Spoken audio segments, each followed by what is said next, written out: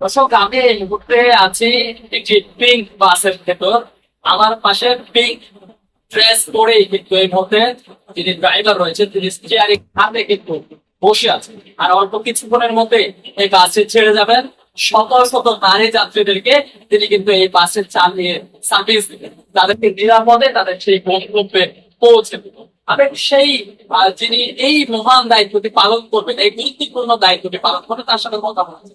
আপনার এই যে বাস চালানো, এটাতে কিছুটা কি একটু ভয় কাজ করছে কিনা, যেটা প্রথমবার চালাবেন, একটু কি চাপা, একটু ভয় ভেতরে ভেতরে কি একটু চা উত্তেজনা কাজ করছে?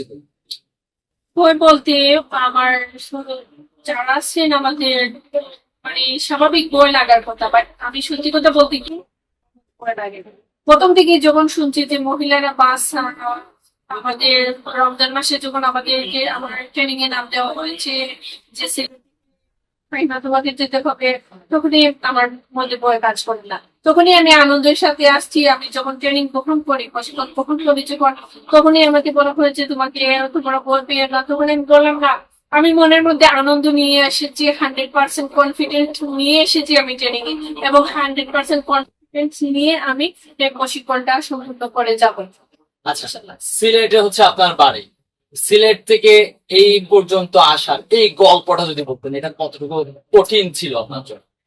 সিলেট থেকে আসা, আমি 2018 সালে ড্রাইভিং এর একটা প্রশিক্ষণ নিই।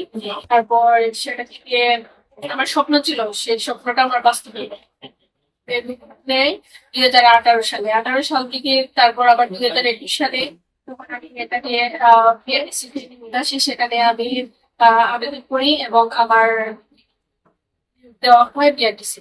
তখন সর্বপ্রথম আমি আহ, আমার কর্মস্থল ছিল 2021 সালে 26 সেপ্টেম্বর আমি যোগদান করি তেজগাঁও। 27 সেপ্টেম্বর আমি গাজীপুরকে আমি যোগদান করি। তখন আমি পেয়েছিলাম, আমি বলবো যে মহিলা বাস সার্ভিসের চালক প্লাস পাইলট, উনাদের ঘরের কারিগর আমার ফাতেমা ম্যাম। উনি ছিলেন প্রথম 2021 সালে গাজীপুরের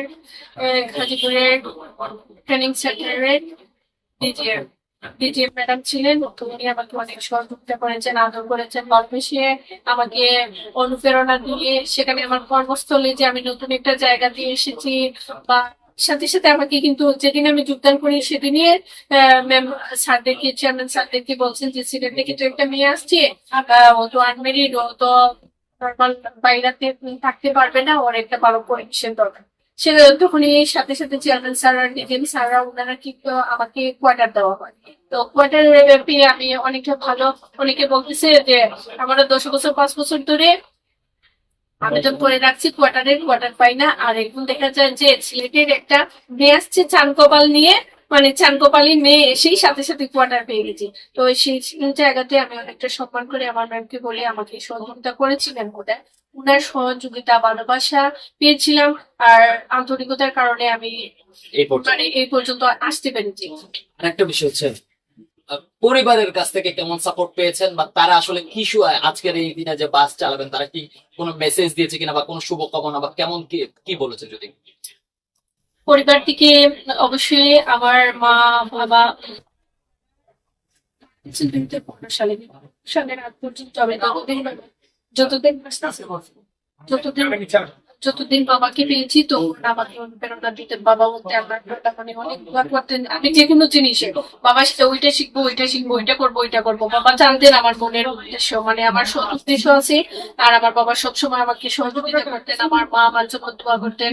বর্তমানে আমার বড় বোন আছে, ছোট বোনরা আছে, বড় বোন মেজো বোন বাইরে আছে, সবাই সহযোগিতা করে। আমার ছেলে ভাই, মেজো ভাই, ছোট ভাই সবাই আমার সহযোগিতা করে। ওনারা দোয়া করেন, ওনাদের ফ্যামিলির অনুপ্রেরণা ভালোবাসার জন্যই আমি আজকে আসতে পেরেছি। অসংখ্য ধন্যবাদ। দর্শক, আমরা এই মুহূর্তে একজন পিঙ্ক বাস চালকের সাথে কথা বলেছিলাম, যিনি আসলে এই বাসটি চালাবেন এবং আর কিছুক্ষণের মধ্যেই কিন্তু শত শত যাত্রীদেরকে কিন্তু তিনি এই নিরাপদে বাস চালিয়ে তাদের গন্তব্যে পৌঁছে দিবেন। আপনাদের সঙ্গে ছিলাম এতক্ষণ আজহার মাহমুদ, প্রতিদিনের বাংলাদেশ, ঢাকা।